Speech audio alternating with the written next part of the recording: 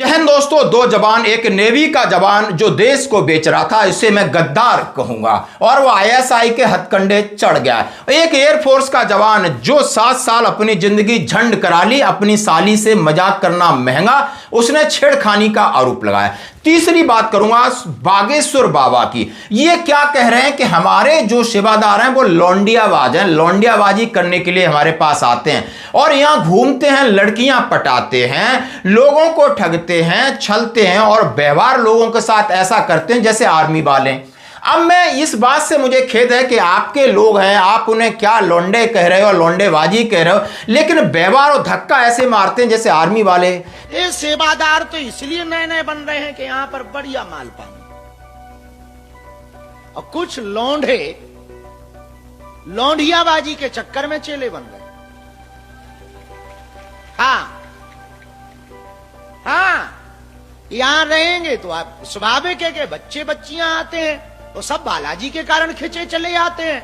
अब उनको मिलना तो हमसे है तो वो तरीका अपनाते हैं, और कुछ बच्चियां भी और कुछ माताएं भी बड़ी विचित्र होती हैं कि उनसे हमसे मिलने के लिए वो उनके पास जाते। सब नहीं पर कुछ बहुरूपिया भी रहते। खैर ये मत समझना कि हमें पता नहीं है, अपन तुम्हारा पर्चा खोलते तो अपने चेलों का भी खोल के रखते। हाँ, कब क्या कहना चाहिए ये हमें पता है कि कौन से चेला को कब तीर मारना है, क्योंकि यदि एकदम से तीर मार देंगे तो सेवा कौन करे। हमारे यहां के सेवादारों की टोन बहुत खराब, बात करने का तरीका बड़ा घटिया है।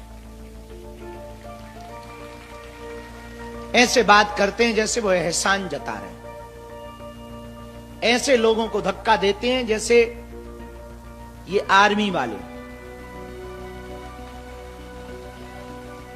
इनकी मानसिकता ऐसी हो गई कि हमारे पीठ देते ही ये खुद गुरु बन जाते। और बात भी सही है, चाय से ज्यादा तो केतली गर्म होती है। अच्छा गजब बात देखना, तो हमारे चेले हमसे ही नहीं सीख पा रहे कि इनका गुरु कितनी सरलता से जीता, और गुरु के साथ रह के भी हमारे चेले हमसे नहीं सीख रहे। पता है क्यों नहीं सीख रहे? क्योंकि इन्हें गुरु दिख ही नहीं रहा, इन्हें तो गुरु के आसपास का भौकाल दिख रहा। इनकी नजर गुरु पे थोड़ी है, इनकी नजर तो इस पे है कि हमारा गुरु है पीएम सीधा जुड़ा है, मुख्यमंत्रियों से डायरेक्ट बात होती है, बड़े बड़े सेलिब्रिटी लाइन में लगे हैं, वो इसी में ही फूले नहीं समा रहे कि दे फोटो पे फोटो। मंच पे चढ़ने में ही उन्हें इतना शौक चढ़ा। धाम की स्थिति इतनी विचित्र हो गई चेलों की, पूछो मत। हमारे नाम से कई चेले बन गए, और चेले वहां रह करके धाम पर हमसे मिले ही नहीं, दीक्षा तो ली नहीं। तो ये आप आर्मी का सम्मान कर रहे हैं, अपमान कर रहे हो, इसके ऊपर आपको बोलना चाहिए।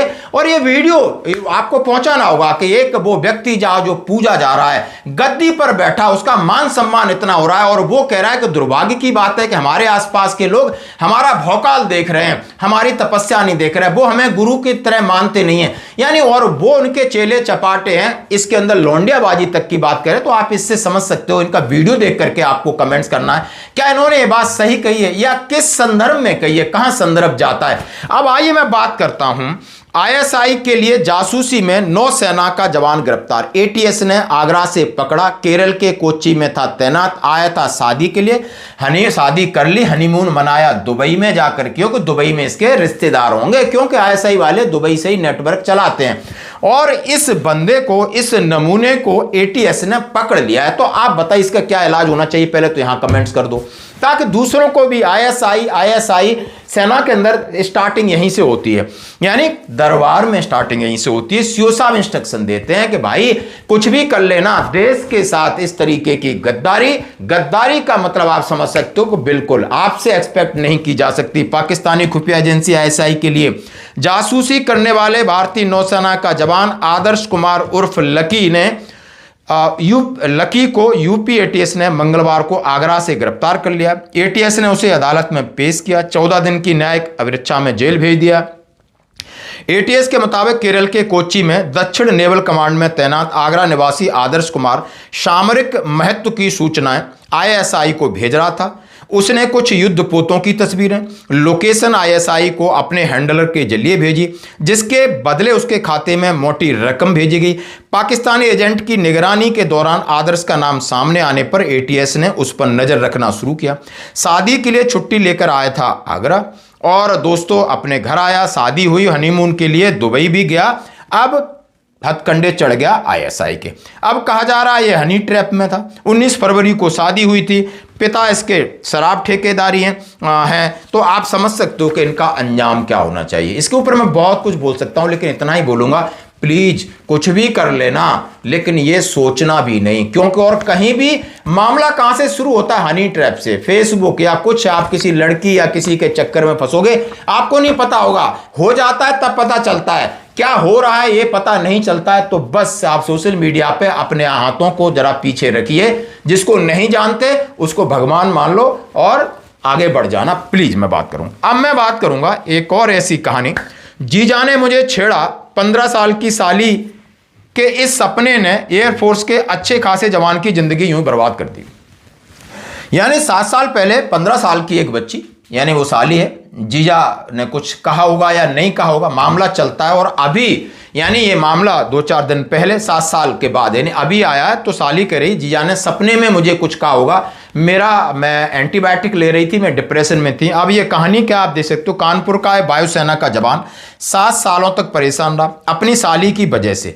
ऐसा फंसा कि उसका प्रमोशन नहीं हुआ, उसको जेल भी जाना पड़ा, मगर अब उसे बड़ी राहत मिली है। सपने में छेड़खानी के आरोप के चक्कर में एयरफोर्स अधिकारी के 7 साल बर्बाद हो गए। इन 7 सालों में एयरफोर्स जवान को जेल जाना पड़ा, कोर्ट के चक्कर काटने पड़े, लेकिन और तमाम तरीके की समस्या हुई, लेकिन अब बरी हो गया क्योंकि बयान अब कुछ और आया है। तो ये भी आपको कहीं ना कहीं एक गुप्त संदेश तो देता है, आपके दिमाग में संदेश हो जाता है। यहाँ ये सब चीजें शायद अब सोशल मीडिया के युग में ये आप सर्विस करते हो और आपकी सैलरी बेस्ड हो, तो आप कहीं मजाक भी ना करें। बस इतना ही मैं बोल सकता हूं। धन्यवाद।